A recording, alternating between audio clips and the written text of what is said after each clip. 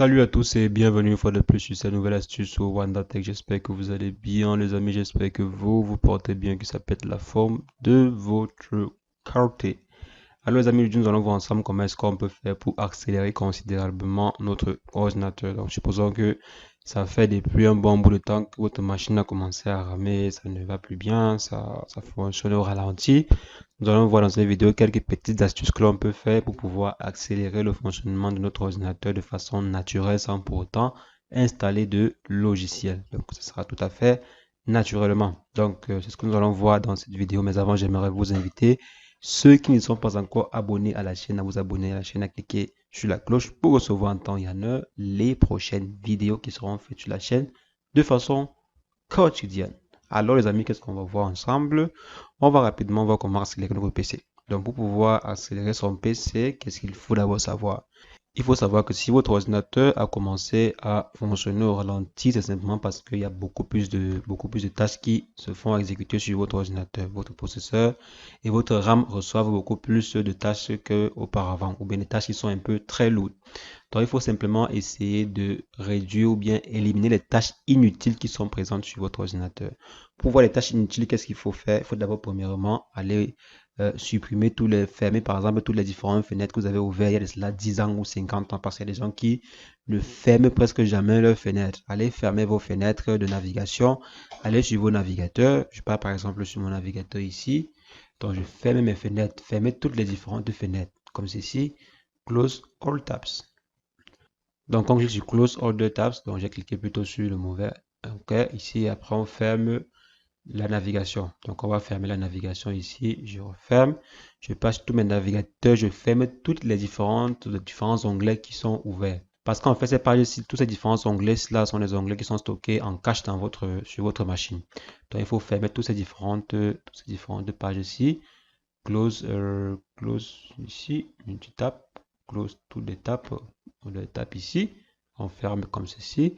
Et maintenant, on va fermer toutes les différentes applications qui sont présentes sur notre ordinateur, parce que les applications également, comme ces différentes fenêtres là, lorsqu'une application tourne sur votre machine, ça dépose des fichiers en local, ça dépose des fichiers en mémoire tampon sur votre ordinateur. Généralement, il faut vérifier si votre ordinateur a un logiciel qui tourne en fond.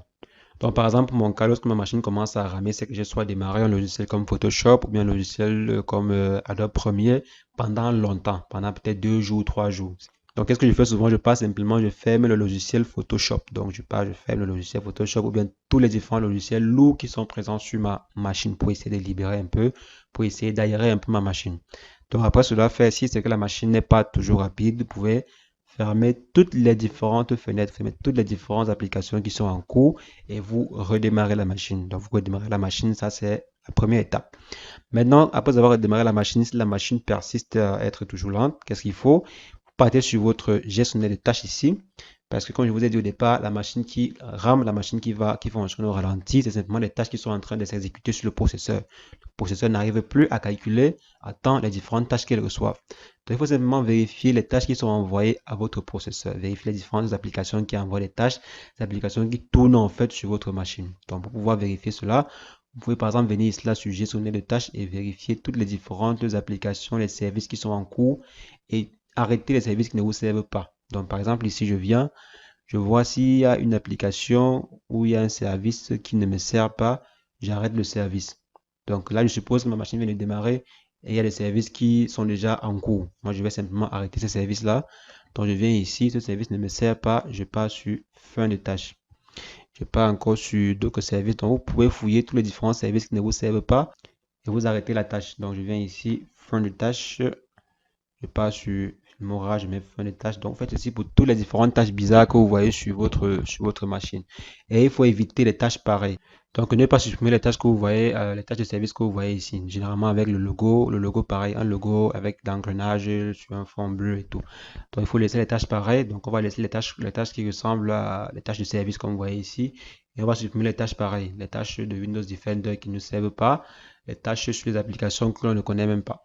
Maintenant, s'agissant des applications qui sont installées sur votre ordinateur et dont vous n'avez aucune notion et que vous ne connaissez même pas d'où ça sort, peut-être que ça vient du ciel, c'est tombé sur votre machine par hasard, il faudrait bien vérifier ces applications parce que généralement, si votre machine tourne au ralenti, c'est causé par des applications dont vous n'imaginez pas que c'était présent sur votre ordinateur. Par exemple, vous pouvez installer une application comme Google Chrome et Google Chrome vient avec deux autres applications. Vous pouvez par exemple installer une application comme un logiciel A et le logiciel A vient avec deux autres applications et qui tourne parfois en fond. Donc, tourne en fond sur votre machine, peut-être pour récolter des informations, qui sait, peut-être pour faire autre chose. Donc, il faut venir là et voir toutes les différentes applications qui sont installées sur votre téléphone et donc vous ne connaissez même pas et vous, le nom ne vous dit rien d'intéressant. Donc, si je viens par exemple ici, je vois une application dont le nom ne me dit rien. Si par exemple je n'avais pas installé uTorrent, après je vois uTorrent comme application qui est en cours d'exécution sur mon ordinateur, qu'est-ce que je fais? Je passe simplement, je mets fin de tâche. Si ça m'énerve même, je supprime l'application. Donc, vous partez sur application et vous supprimez l'application en question. Donc là, je mets simplement fin de tâche ici parce que ça ne me sert pas. On met fin de tâche, on revient ici, on cherche une application qui est démarrée et dont on n'a pas de connaissances, sur l'application, quoi. Donc on ne connaît pas l'application en question. Donc si je vais par exemple ici, je peux encore arrêter quel service. Il y a par exemple l'application TeamViewer aussi. Je n'ai jamais démarré l'application. Ça fait peut-être, je sais pas, ça fait peut-être un mois ou deux. Je n'ai pas démarré l'application, mais le service est là activé. Donc je vais simplement arrêter le service pour que ma machine respire. Parce qu'il faut savoir que tous ces différents services qui sont démarrés ici, ce sont les tâches qui sont envoyées à votre processeur très rapidement, en temps réel. Donc, ces applications qui sont démarrées ici envoient des différents calculs à votre processeur. Et plus votre processeur reçoit de calculs, plus le temps, il prend le temps pour exécuter vos requêtes, quoi. Donc, il faut essayer d'aérer au maximum votre machine. Donc après cette étape, si nous pouvons encore aller vérifier les différents fichiers temporaires qui sont présents sur notre ordinateur parce que les logiciels généralement stockent des fichiers temporaires sur notre ordinateur. Et ces fichiers temporaires-là peuvent aussi rendre un peu la machine un peu lente, quoi. Donc si on part par exemple sur l'espace de travail, ce PC, donc si je me rends par exemple sur ce PC ici, on peut aller au niveau des fichiers temporaires en partant simplement sur disque local C. On part au niveau des utilisateurs, l'utilisateur ici. Je pars au niveau de mon utilisateur personnel. Je pars sur AppData. Bon, pour avoir ce dossier-ci, vous pouvez simplement venir dans Options ici et aller sur Affichage et afficher les fichiers cachés. On applique et on valide OK. Maintenant, on aura la possibilité de pouvoir avoir ce dossier et on part dans Local et on part sur Temporaire. Donc, on part dans Temporaire ici. Et on voit s'il y a un dossier ou bien s'il y a un fichier qui est assez lourd, donc qui est très lourd, quoi. Actuellement, je vois, vous voyez, c'est 3.3, c'est très, c'est 0.0 ici, 0.0. Là, c'est 3.3 mégas ou 3.3 kilos. Oh, non, 3.3 mégas. Donc, bon, c'est pas si intéressant. J'ai d'abord vu un fichier de 42 mégas ici. Vous voyez un fichier ici. C'est pas important, je peux supprimer. Donc, je supprime, je vois s'il y a un autre fichier qui est inutile. Donc là, c'est pas bon. Ici, 300 kilos. Vous pouvez par exemple venir ici et mesurer la taille de tous ces différents fichiers en faisant un clic droit et on part dans propriété pour voir combien d'espace. Bon, là, c'est simplement 65 mégas. Donc, c'est pas vraiment, c'est pas tuant, quoi. C'est pas tuant. Je peux laisser là, mais je peux laisser mes différents fichiers qui sont actuellement en mémoire tampon. Maintenant, on vient ici. On peut également dans mémoire temporaire. On voit ce qu'il y a à l'intérieur. Bon, il n'y a pas vraiment grand chose. Donc, c'est bon. Maintenant, l'étape suivante consiste à aller essayer d'aérer un peu notre disque en défragmentant. On va aller ici là. Au niveau des propriétés du disque, on va aller sur Outils et on va optimiser un peu le disque, quoi. On va optimiser en défragmentant le disque parce que parfois aussi, la machine peut être lente si le temps d'accès ou bien l'accès au disque est un peu problématique, quoi, est un peu lent. Donc la machine peut également être lente si vous avez un disque qui est peut-être déjà trop plein ou bien un disque qui ne fonctionne pas bien, qui est un peu endommagé. Donc on peut venir ici, on dit optimiser le disque, on passe sur optimiser le disque, ce qui va optimiser le disque local C ou le disque local D, ça dépend de vous. On va optimiser et après on va analyser. Donc après ça va analyser le disque. Donc c'est un peu ça, ça va prendre un peu quelques minutes puisque j'ai quand même 1 Tera ici et 256 Go de SSD. Ça va prendre un peu de temps.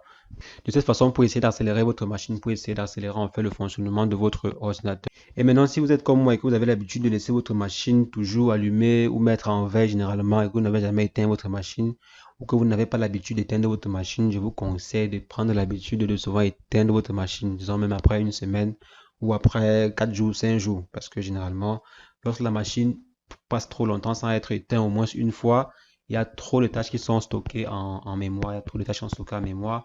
Et le fait de redémarrer la machine au moins, ça peut libérer certaines tâches. Donc, il faut simplement prendre l'habitude de souvent redémarrer son ordinateur.